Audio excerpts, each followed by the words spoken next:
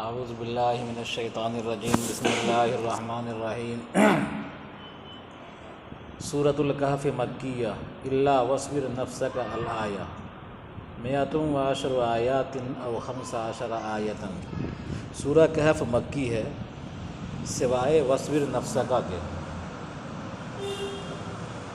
110 آیات ہیں یا 115 آیات ہیں، اس میں تو 110 آیات ہیں یا 115 آیات ہیں۔ اور دوسری بات کہ یہ مکی صورت ہے، ہجرت سے پہلے نازل ہوئی ہے۔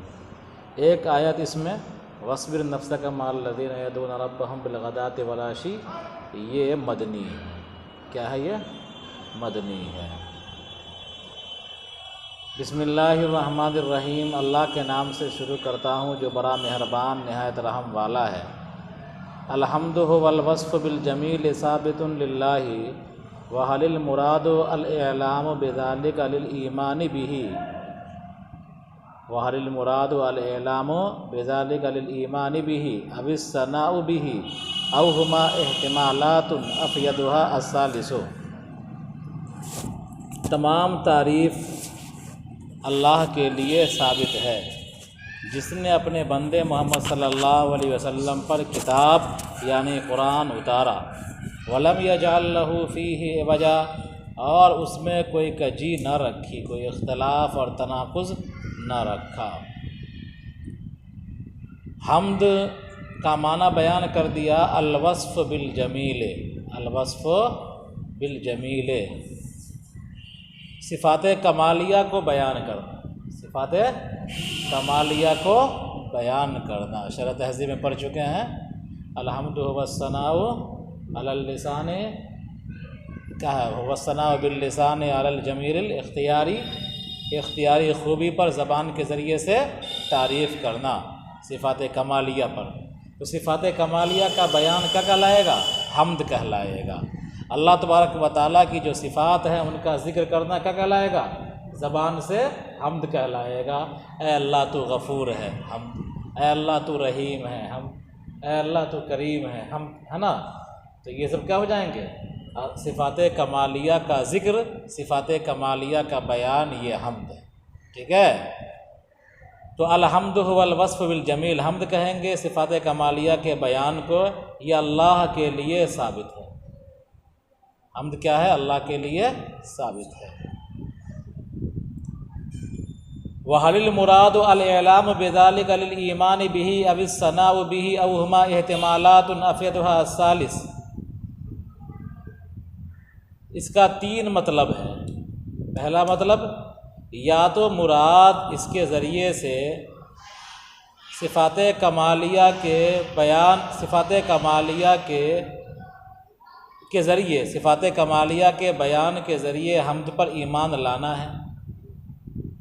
اب الثناء بہ، یا صفات کمالیہ کے بیان کے ذریعے سے تعریف کرنا ہے۔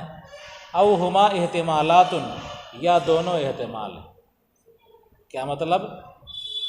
مطلب یہ ہے کہ الحمد ثابت للہ، حمد اللہ کے لیے ثابت ہے۔ تو حمد اللہ کے لیے ثابت ہے تو اس کا تین مطلب۔ پہلا مطلب یہ ہے کہ یا تو اس کے ذریعے سے خبر دیا جا رہا ہے ایمان کی، کس کی؟ کہ اللہ تبارک و تعالیٰ کی جتنی صفات ہیں ساری صفات ازلی ہیں اور ابدی ہیں۔ اللہ تبارک و تعالیٰ کی جتنی صفات ہیں ساری صفات کمالیہ ہیں اور ساری صفات ازلی ہیں اور ساری صفات ابدی ہیں۔ ہم اس پر ایمان رکھتے ہیں، اس کی خبر دینا مقصود۔ کیا ہے؟ اس کی خبر دینا مقصود۔ کیا؟ کہ اللہ تبارک و تعالیٰ کی تمام صفات ازلی ہیں، اللہ کی تمام صفات ابدی ہیں۔ ہم اللہ تبارک و تعالیٰ کی تمام صفات کے بیان پر، اللہ تبارک و تعالیٰ کی تمام صفات پر ہم ایمان رکھتے ہیں۔ اس کی خبر دینے کے لیے کہا گیا الحمد ثابت للہ۔ سمجھا؟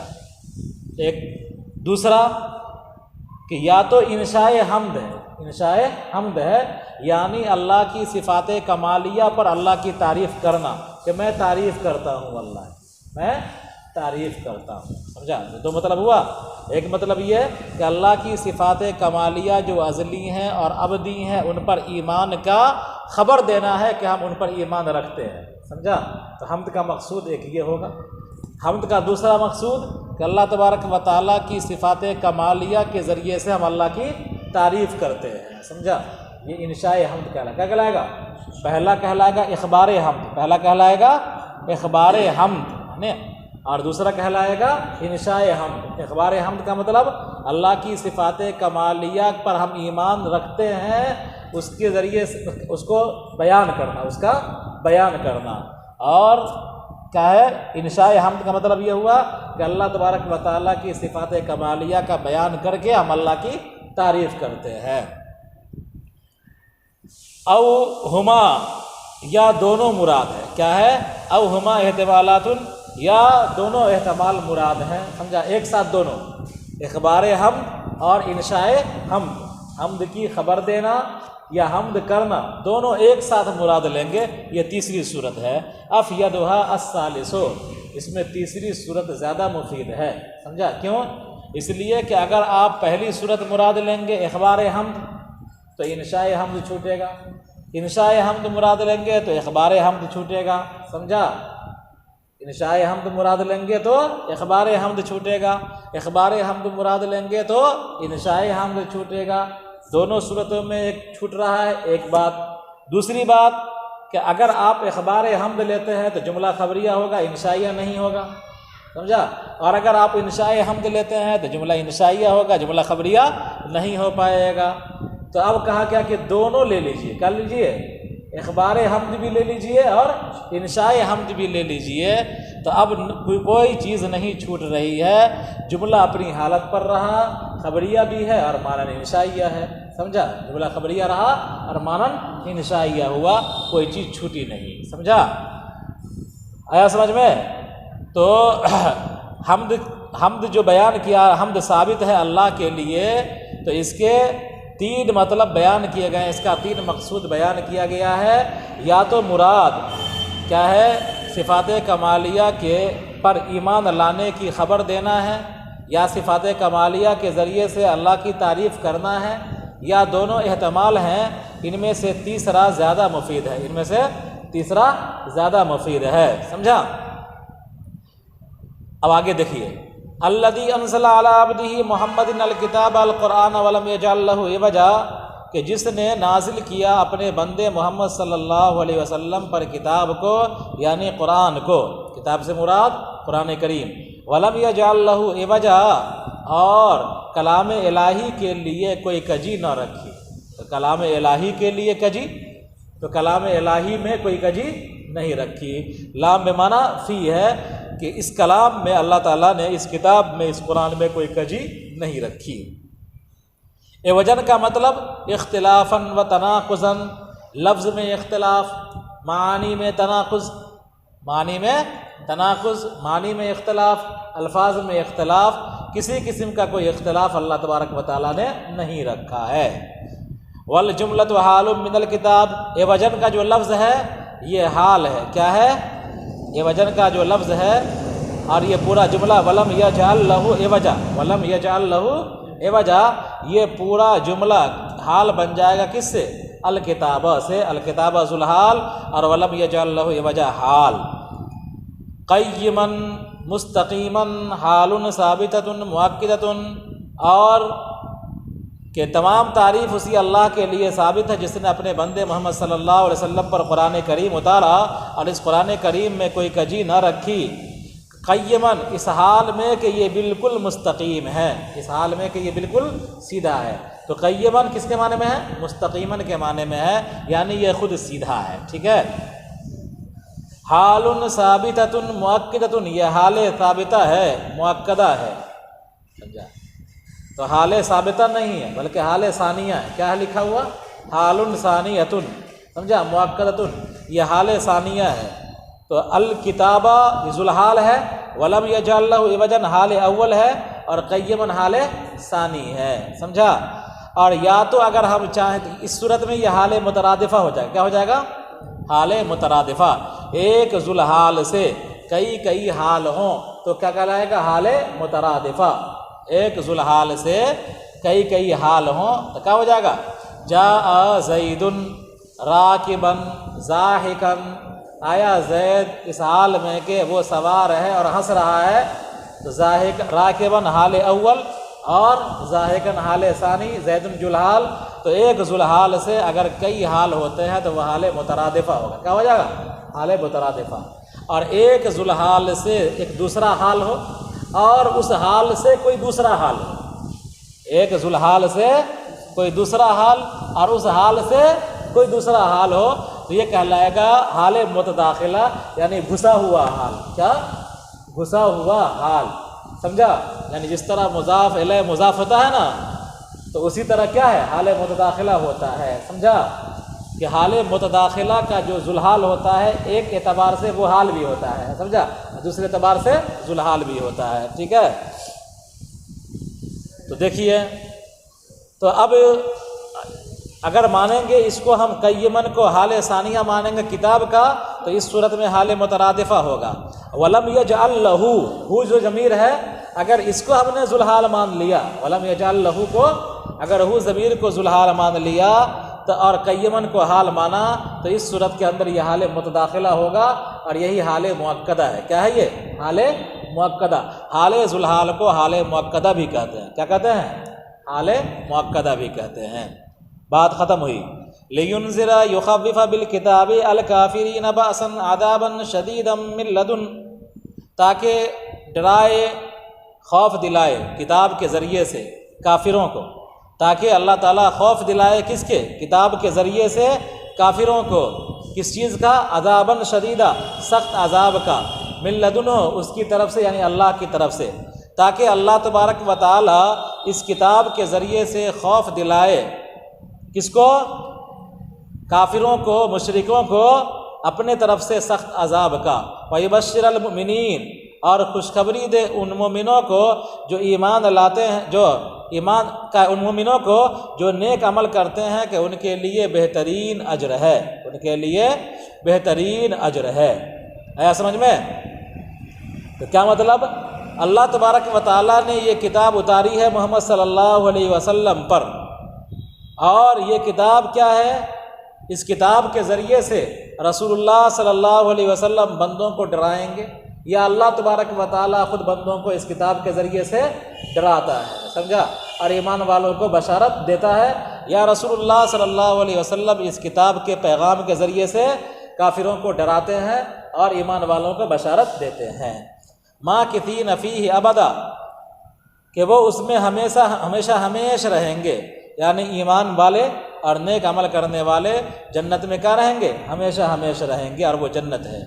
وَيُنذِرَ مِن جُمْلَةِ الْكَافِرِينَ، اور ڈرائیں ان لوگوں کو، من جملہ کافروں کے، ان لوگوں کو، من جملہ کافروں میں سے ان لوگوں کو جو کہتے ہیں کہ اللہ نے لڑکا تجویز کر لیا ہے. مَا لَهُمْ بِهِ بِهَذَا الْقَوْلِ مِنْ عِلْمٍ، کہ ان کو اس سلسلے میں کوئی علم نہیں ہے. وَلَا بِآبَائِهِمْ، اور نہ ان کے آباء و اجداد کو جو ان سے پہلے ہیں، ان کو کوئی علم نہیں ہے جو اس بات کے قائل تھے. یعنی یہ لوگ اللہ تبارک و تعالیٰ کی طرف اولاد کو منسوب کرتے ہیں. کیا کرتے ہیں؟ اولاد کو منسوب کرتے ہیں. کون لوگ؟ یہ کافرین لوگ. تو ان کو بھی اللہ تبارک و تعالیٰ کی اولاد کے سلسلے میں، اللہ کی ذات و صفات کے سلسلے میں، کہ اللہ تبارک و تعالیٰ تمام عیبوں سے کیا ہے؟ پاک ہے. اولاد ہونا یہ عیب کی بات ہے. تو اللہ تبارک و تعالیٰ کے ذات و صفات کے سلسلے میں ان کو کوئی علم نہیں ہے. ان کے آباء و اجداد کو بھی کوئی علم نہیں تھا جو اس طرح کی باتیں گھر کر کے کہا کرتے تھے کہ اللہ تعالیٰ نے اولاد تجویز کر رکھا ہے. تو اتخاذی گروہ کیا ہے؟ اتخاذی گروہ کو کوئی علم نہیں اس سلسلے میں کہ اللہ تبارک و تعالیٰ کی طرف جو چاہا منسوب کر دیا، اولاد تجویز کر لیا، بیٹیاں تجویز کر لیا اللہ کے لیے، ہے نا. تو ان کو اس سلسلے میں کوئی علم نہیں ہے. اور ڈرائیں من جملہ کافروں میں سے ان لوگوں کو جو کہتے ہیں کہ اللہ نے لڑکا تجویز کر لیا، ان کو اس قول کا کوئی علم نہیں ہے.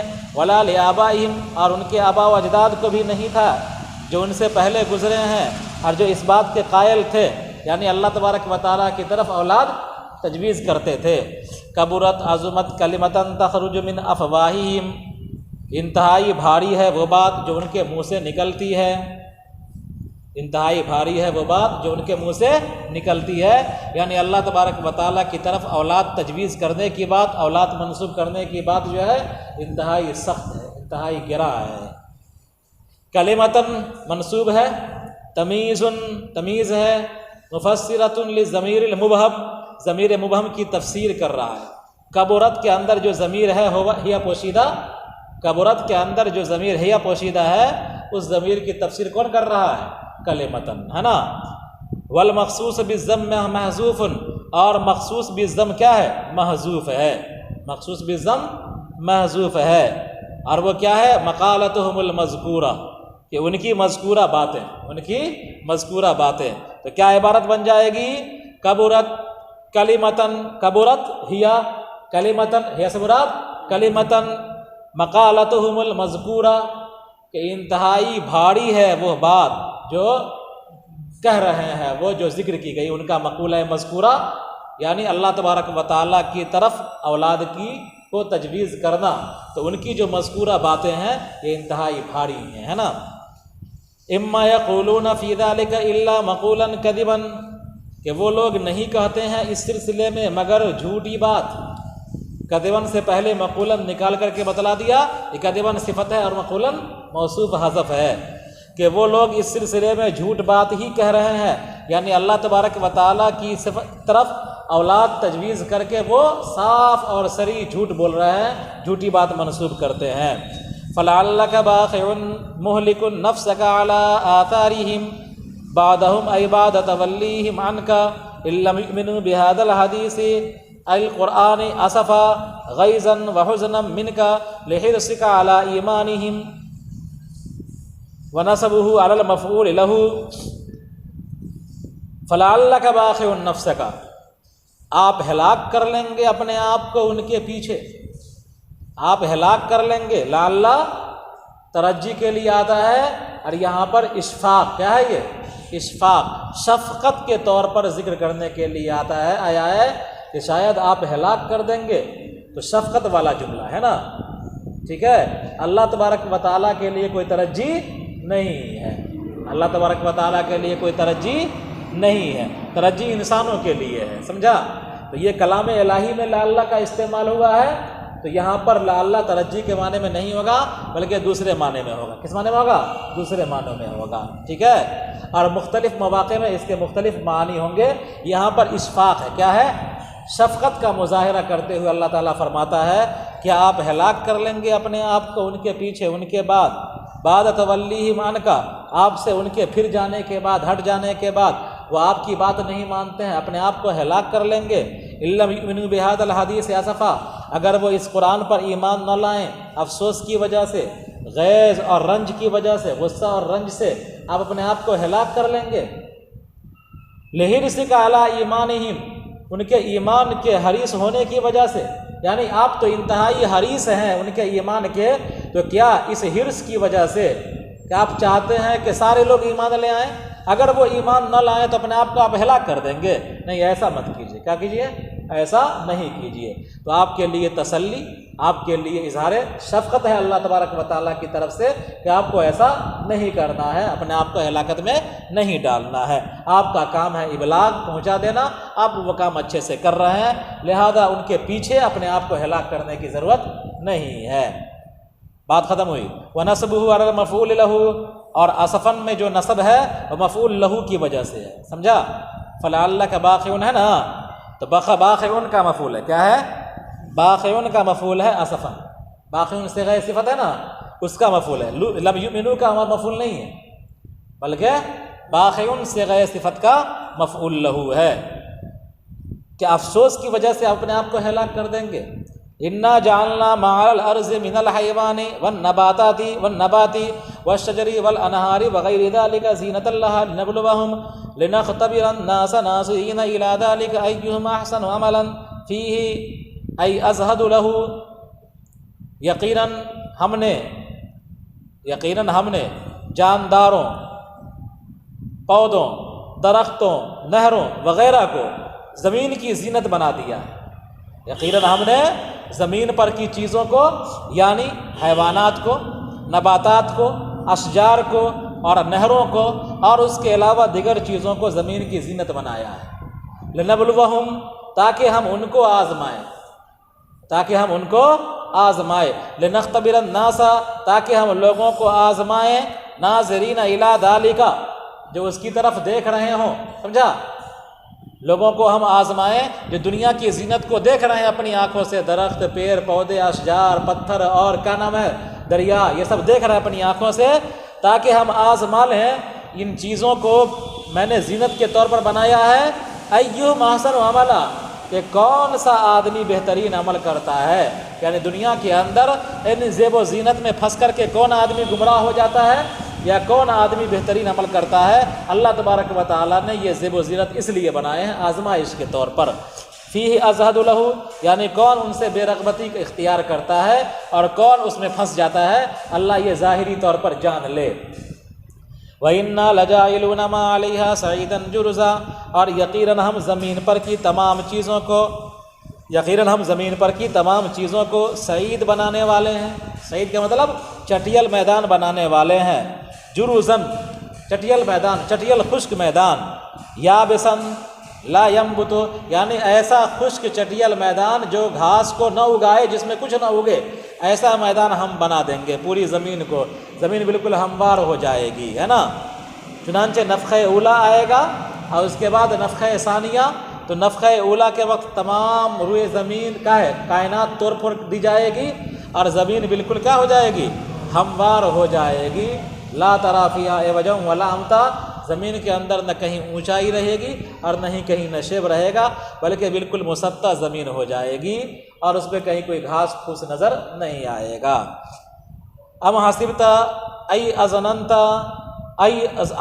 ان اصحاب الکہف الغار فی الجبل والرقیم اللوح المکتوب فیہ اسماؤہم وانسابہم وقد سئل صلی اللہ علیہ وسلم عن قصتہم کانوا فی قصتہم من جملۃ آیاتنا عجبا خبر کان وما قبلہ حال ای کانوا عجبا دون باقی الآیات او عجبها لیس الامر کذالک، کیا تمہارا یہ خیال ہے، کیا تم یہ خیال کرتے ہو کہ اصحاب کہف غار والے، کہف کے معنی غار، تو کیا اصحاب کہف یعنی غار والے، یعنی پہاڑوں میں غار والے، والرقیم اور تختی والے، رقیم سے مراد اللوح المکتوب یعنی وہ تختی جس میں ان کے نام اور ان کے نسب لکھے گئے تھے، اور رسول اللہ صلی اللہ علیہ وسلم سے ان کے قصے کے بارے میں پوچھا گیا تھا، تو کیا تم یہ سمجھتے ہو کہ ان کے قصوں میں کانوا فی قصتہم من جملۃ آیاتنا عجبا، تو کیا تمہارا یہ خیال ہے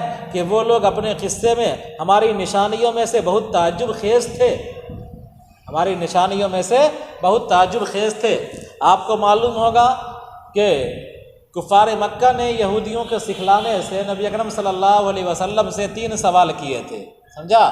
ایک سوال کیا تھا ذوالقرنین کے متعلق، دوسرا سوال کیا تھا اصحاب کہف کے متعلق، تیسرا سوال کیا تھا روح کے متعلق۔ کس کے متعلق؟ روح کے متعلق۔ تو ایک سوال اصحاب کہف، دوسرا سوال ذوالقرنین اور تیسرا سوال روح کے متعلق، اور ان لوگوں نے شاید یہ بھی کہہ دیا تھا کہ اگر تینوں کا جواب دیں تو جھٹلا دینا، اگر تینوں میں 2 کا جواب دیں 1 کا جواب نہ دے تو مان لینا، ہے نا۔ چنانچہ ان لوگوں نے نبی اکرم صلی اللہ علیہ وسلم سے سوال کیا، آپ صلی اللہ علیہ وسلم نے کہا کہ میں کل بتاؤں گا، انشاءاللہ چھوٹ گیا، اب آیات کا اترنا رک گیا، سمجھا؟ وحی کی جو آمد تھی وہ موقوف ہو گئی، روک دی گئی، سمجھا؟ اللہ تبارک و تعالیٰ کو یہ عادہ ناگوار لگی، اللہ نے وحی کا سلسلہ روک دیا۔ اب کفار تانا دینا شروع کر دیا کہ محمد کو رب نے چھوڑ دیا ہے نا۔ تو پھر اللہ تبارک و تعالیٰ نے باضابطہ سورہ کہف اتار کر کے اور ان کے سوال کا جواب بھی دے دیا۔ سورہ کہف کے اندر دونوں جواب موجود ہے، ذوالقرنین کا بھی اور کس کا؟ اصحاب کہف کا بھی پورا ذکر اللہ تبارک و تعالیٰ نے بیان فرما دیا، سمجھا؟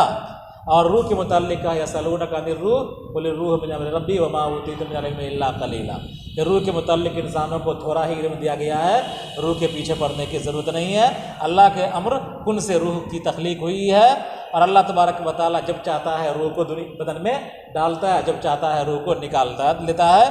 اس سلسلے میں زیادہ کیا ہے تحقیق کی اور اس کے پیچھے پڑنے کی زیادہ ضرورت نہیں ہے نا۔ تو سوال کیا گیا تھا کس سے؟ نبی اکرم صلی اللہ علیہ وسلم سے اصحاب کہف کے قصے کے متعلق۔ کانوا فی قصتہم من جملۃ آیاتنا عجبا، کہ اے لوگوں تمہارا یہ خیال ہے کہ اصحاب کہف اپنے واقعات میں ہماری نشانیوں میں سے تعجب خیز نشانی تھے؟ ایسی بات نہیں ہے، بلکہ ان جیسی نشانیاں تو ہماری کتنی پڑی ہوئی ہیں۔ تمہارا عدم سے وجود میں آنا یہ کم نشانی ہے ہماری، کہ تم جو دندنا رہے ہو، پھر رہے ہو، تمہارے اندر جان ہے، سمجھا؟ تو بے جان چیز سے ہم نے تم کو پیدا کیا ہے، یہی کتنی بڑی نشانی ہے۔ تمہارے ارد گرد کتنی نشانیاں، اوپر اللہ کی نشانی ہے، نیچے اللہ کی نشانی ہے۔ اصحاب کہف کا واقعہ تو ان نشانیوں میں سے ایک نشانی ہے اللہ تبارک و تعالیٰ کی، تو اس میں زیادہ تعجب کی کیا ضرورت ہے، سمجھا؟ بلکہ اس میں جو عبرت کی بات ہے اس پر تم دھیان دو کہ جو اللہ قادر ہے اصحاب کہف کو ایک لمبی مدت تک بغیر کھائے پیے سلانے اور دوبارہ اٹھانے پر، وہ اللہ قادر ہے اس بات پر کہ مرنے کے بعد تم کو دوبارہ زندہ کرے۔ تم کو اس پر دھیان دینا چاہیے، ہے نا؟ تو کیا تمہارا یہ خیال ہے کہ کھو والے اور تختی والے دونوں سے مراد اصحاب کہف ہی ہیں نا، کہ وہ اپنے واقعات میں ہماری نشانیوں میں سے تعجب خیز تھے؟ خبرو کانا عجباً کانو کی خبر ہے، وما قبلہ حال، اور اس کا ما قبل کیا ہے؟ من آیاتنا، یہ جار مجرور سے مل کر کے حال بن جائے گا۔ کانو عجباً دون باقی الآیات، یعنی تمہارا یہ خیال ہے کہ اصحاب کہف کا واقعہ تعجب خیز ہے اور باقی نشانیاں تعجب خیز نہیں ہیں۔ او عجبها، یا اصحاب کہف کا واقعہ زیادہ تعجب خیز ہے، کیا تم یہ سمجھتے ہو؟ لیس الامر کذالک، بات ایسی نہیں ہے، بلکہ اللہ تبارک و تعالیٰ کی نشانیاں بھری پڑی ہیں پوری کائنات کے اندر، جس نشانی پر بھی غور کرو گے اللہ یاد آ جائے گا۔ اب آگے دیکھیے، اذکر اذ اوی الفتیۃ الی الکہف، اب یہاں سے واقعہ شروع ہے۔ تو اذ اوی الفتیۃ الی الکہف جمع فتن وشاب الکامل خائفین علی ایمانہم من قومہم الکفار فقالوا ربنا آتنا من لدنک من قبلک رحمۃ وہیئ اصلح لنا من امرنا رشدا، ای ہدایتاً۔ اور یاد کیجئے جب کہ چند نوجوانوں نے کھو کی پناہ لیا، جمع فتن، یہ فتیۃ فتن کی جمع ہے، وہو الشاب الکامل، فتیہ کہا جائے گا کامل نوجوان، بھرپور نوجوان کو۔ خائفین علی ایمانہم، یہ اپنے ایمان پر خائف تھے، کس سے؟ من قومہم الکفار، اپنے کافر قوم سے۔ ایک کفار جو ان کے زمانے میں کفار بادشاہ تھے اور کافر لوگ تھے، وہ چاہ رہے تھے کہ ان کی گھر واپسی کرا لے، ان کے ایمان کو اچک لے، ان کے ایمان کو اچک لے۔ بادشاہ کو پتہ چل گیا تھا کہ ہمارے قلم رو میں، ہماری سلطنت میں کچھ لوگ ہیں جو ہم کو نہیں مانتے ہیں اور ہمارے معبود کو نہیں مانتے بلکہ ایک اللہ کی عبادت کرتے ہیں، ہے نا؟ تو بادشاہ نے ان تمام لوگوں کو بلایا تھا اور بلانے کے بعد ان کو مہلت دیا تھا چند دن کی، چند دنوں کے اندر تم گھر واپسی کرا لو اور نہیں تو پھر کیفر کردار تک تم پہنچا دیے جاؤ گے، یعنی تمہارے ساتھ زیادتی کی جائے گی۔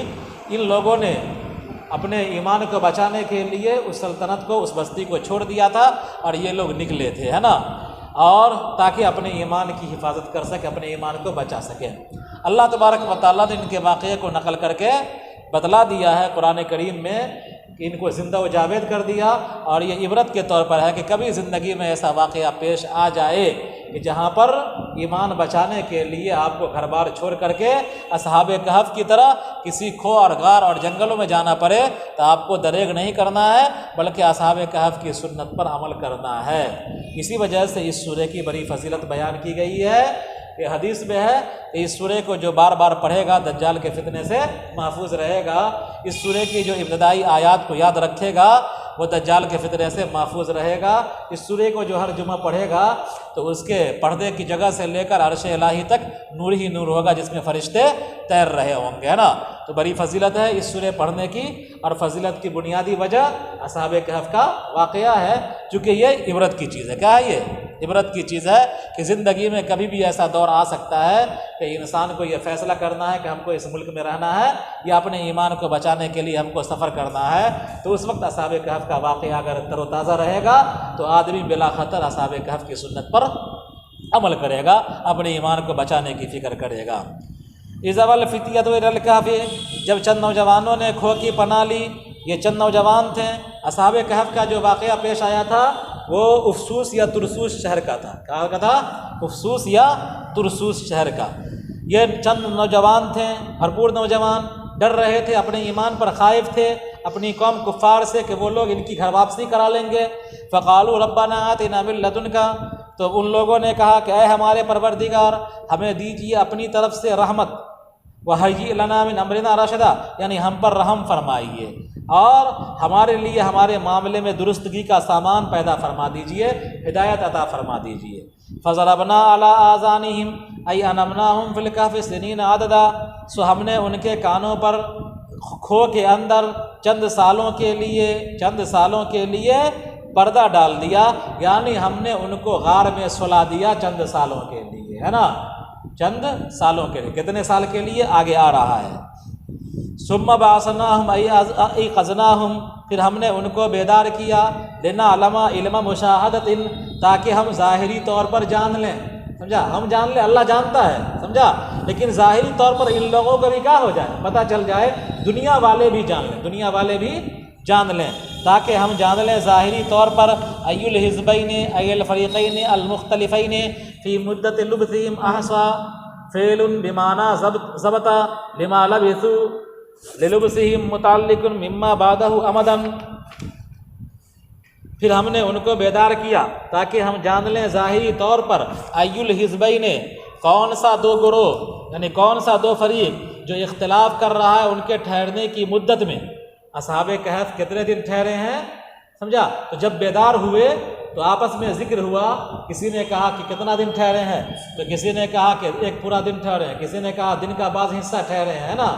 تو فرمایا کہ ان دونوں فریقوں میں جو اختلاف کر رہے تھے ان کے ٹھہرنے کی مدت میں، تاکہ ہم ظاہری طور پر جان لیں، احصا فعل، احصا فعل ہے، ضبطہ کے معنی میں ہے کہ کون سا فریق زیادہ ضبط کیے ہوا ہے، زیادہ یاد رکھے ہوا ہے، لما لبثوا، ان کے ٹھہرنے کی مدت کو، ان کے ٹھہرنے کی مدت کو، متعلق بما بعدہ، یہ متعلق ہے ما بعد سے، امدن سے، کس سے، امدن سے، ہے نا۔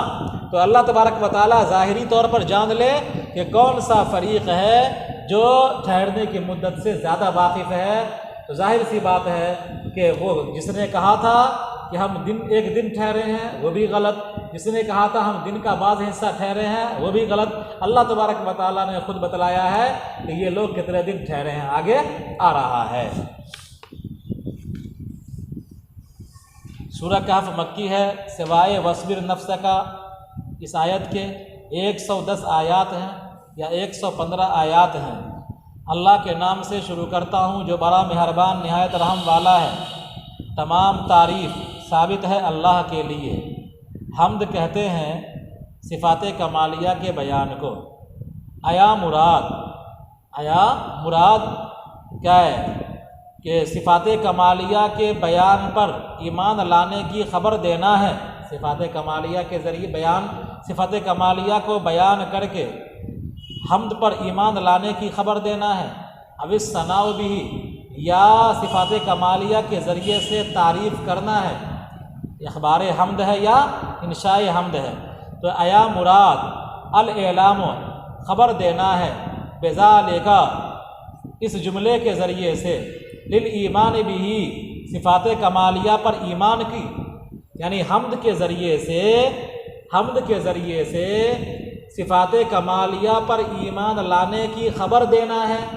اب الثناء بھی، یا حمد کے ذریعے سے صفات کمالیہ کے ذریعے سے اللہ کی تعریف کرنا ہے۔ او ہما احتمالات، یہ دونوں احتمال ہیں۔ افیدھا الثالث، تیسرا احتمال زیادہ مفید ہے۔ تو آیا الحمد و ثابت سے مراد، آیا مراد حمد کے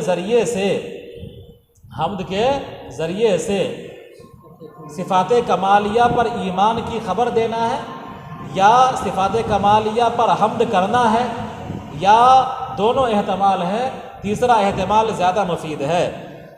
جس نے نازل کیا اپنے بندے محمد صلی اللہ علیہ وسلم پر کتاب کو، یعنی قرآن کریم کو، اور اس میں کوئی کجی نہ رکھی، لفظ میں بھی اختلاف نہ رکھا اور معانی میں بھی کوئی تناقض نہ رکھا، اور جملہ حال ہے کتاب سے، قیماً مستقیماً کے معنی میں ہے، اس حال میں کہ وہ بالکل سیدھا ہے۔ یہ حال ثانیہ ہے اور مؤکدہ ہے، یعنی حال مترادفہ بھی ہو سکتا ہے، جب کتاب کا حال بنائیں گے تو اور لہو کی ضمیر سے حال بنائیں گے تو یہ حال متداخلہ ہو جائے گا، تاکہ ڈرائیں کتاب کے ذریعے سے کافروں کو سخت عذاب سے جو اللہ کی طرف سے ہو، اور ایمان والوں کو بشارت دے جو نیک عمل کرتے ہیں کہ ان کے لیے بہترین اجر ہے اور وہ جنت ہے، اس میں ہمیشہ ہمیشہ رہیں گے، اور ڈرائیں من جملہ کافروں میں سے ان لوگوں کو جو کہتے ہیں کہ اللہ نے لڑکا تجویز کر لیا ہے، ان کو اس قول کا کوئی علم نہیں ہے اور ان کے آباء و اجداد کو بھی نہیں تھا جو ان سے پہلے گزرے ہیں، جو اس بات کے قائل تھے یعنی اللہ کی طرف اولاد تجویز کر رہے تھے۔ انتہائی بھاری ہے وہ بات جو ان کے منہ سے نکلتی ہے، کلمتاً تمیز ہے، اور یہ تفسیر کر رہا ہے کبرت کے ضمیر مبہم کی، اور مخصوص بالضم محذوف ہے، عبارت ہوگی مقالتہم المذکورہ، کبرت کلمتاً مقالتہم المذکورہ، کہ ان کی مذکورہ باتیں، ما یقولون فی ذلک الا مقولا کذبا، کہ نہیں کہہ رہے ہیں اس سلسلے میں مگر جھوٹی بات، تو ممکن ہے فلعلک باخع نفسک، کیا آپ ہلاک کر لیں گے اپنے آپ کو ان کے پیچھے، یعنی ان کے بعد، آپ سے ان کے پھر جانے کے بعد اگر وہ اس قرآن پر ایمان نہ لائیں گے، افسوس کی وجہ سے، یعنی رنج اور غم کی وجہ سے، اس لیے کہ آپ ان کے ایمان کے حریص ہیں، اور اس کا نسب اسبن کا نسب مفعول لہو کی بنا پر ہے۔ یقیناً ہم نے زمین پر کی چیزوں کو، یعنی حیوانات کو، نباتات کو، اشجار کو، نہروں کو، اور اس کے علاوہ دیگر چیزوں کو زمین کی زینت بنایا ہے تاکہ ہم ان کو آزمائیں، یعنی لوگوں کو آزمائیں جو ان مناظر کو دیکھ رہے ہوں، اس زینت کو دیکھ رہے ہوں کہ ان میں سے کون بہترین عمل کرتا ہے، یعنی کون اس سے بے رغبتی اختیار کرتا ہے اور دنیا کے جھمیلے میں پھنستا نہیں ہے۔ یقیناً ہم زمین پر کی تمام چیزوں کو چٹیل بنا دیں گے اور خشک بنا دیں گے، ایسا خشک جس میں کچھ نہ اگے۔ کیا آپ کا خیال ہے کہ کیا تمہارا خیال ہے کہ کھو والے یعنی پہاڑ میں غار والے اور تختی والے، کہ جس میں ان کے نام درج تھے اور ان کا نسب نامہ درج تھا، اور پوچھا گیا رسول اللہ صلی اللہ علیہ وسلم سے ان کے قصے کے متعلق، تو کیا تمہارا یہ خیال ہے کہ کھو والے اپنے واقعات میں ہماری من جملہ نشانیوں میں سے تعجب خیز تھے؟ عجباً کانا کی خبر ہے، اور اس کا ما قبل من آیاتنا یہ حال ہے، ای کانو عجباً دون باقی الآیات، یعنی کیا تم سمجھتے ہو کہ وہ سب تعجب خیز تھے اور بقیہ نشانی تعجب خیز نہیں ہیں؟ او اعجبها، یا اصحاب کہف کا واقعہ ہی تعجب خیز ہے زیادہ اور بقیہ نشانیاں زیادہ تعجب خیز نہیں ہیں؟ لیس الامر کذالک، بات ایسی نہیں ہے، بلکہ اللہ کی تمام نشانیاں تعجب خیز ہیں۔ آپ دیکھو، یاد کرو، جب کہ چند نوجوانوں نے کھو کی پناہ لیا، یہ فتیہ جو ہے یہ فتح کی جمع و فتن کی جمع ہے، فتیہ جو ہے فتن کی جمع ہے، فتیہ فتن کی جمع، فتن واحد ہے، اور فتن کہا جائے گا نوجوان کامل کو جو ڈر رہے تھے اپنے ایمان پر۔ کس سے ڈر رہے تھے؟ اپنی قوم کفار سے کہ وہ گھر واپسی کرا لیں گے۔ تو ان لوگوں نے کہا اے ہمارے پروردگار، ہمیں دیجیے اپنی طرف سے رحمت، یعنی رحم عطا کیجیے، ہم پر رحم کیجیے، وَهَيِّئْ لَنَا مِنْ أَمْرِنَا رَشَدًا، اور ہمارے لیے ہمارے معاملے میں رشد عطا کیجیے، یعنی ہدایت عطا کیجیے، رہنمائی کیجیے، یعنی جہاں ہمیں اپنے ایمان کو بچانے کے لیے ہماری رہنمائی فرمائیے کہ ہم کیسے اپنے ایمان کو بچائیں، ہماری رہنمائی فرمائیے، اور اس بادشاہ کے ظلم و ستم سے ہم کیسے بچیں، اس سلسلے میں ہماری رہنمائی فرمائیے، تو ہمارے لیے ہمارے معاملے میں درستگی کا سامان عطا فرما دیجئے۔ فَضَرَبْنَا عَلَىٰ آذَانِهِمْ، سو اللہ تبارک و تعالیٰ نے انتظام کیا تو ہم نے ان کے کان پر کھو میں چند سالوں کے لیے پردہ ڈال دیا، یعنی ہم نے ان کے سلا دیا چند سالوں کے لیے، پھر ہم نے ان کو بیدار کیا تاکہ ہم ظاہری طور پر جان لیں کہ کون سا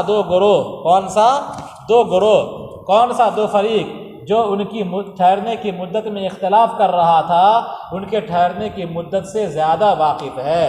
احصا فعل ہے، ضبطہ کے معنی میں ہے، اور لما لبسو مصدر کے تعبیل میں ہو کر کے للبسین کے معنی میں ہو جائے گا کہ ان کے ٹھہرنے کی مدت سے کون زیادہ واقف ہے، اور للبسین کا تعلق کس سے ہو جائے گا؟ لما لبسو کا تعلق کس سے ہو جائے گا؟ ما بعد میں جو آمدن کا لفظ ہے تو اس سے اس کا تعلق ہو جائے گا۔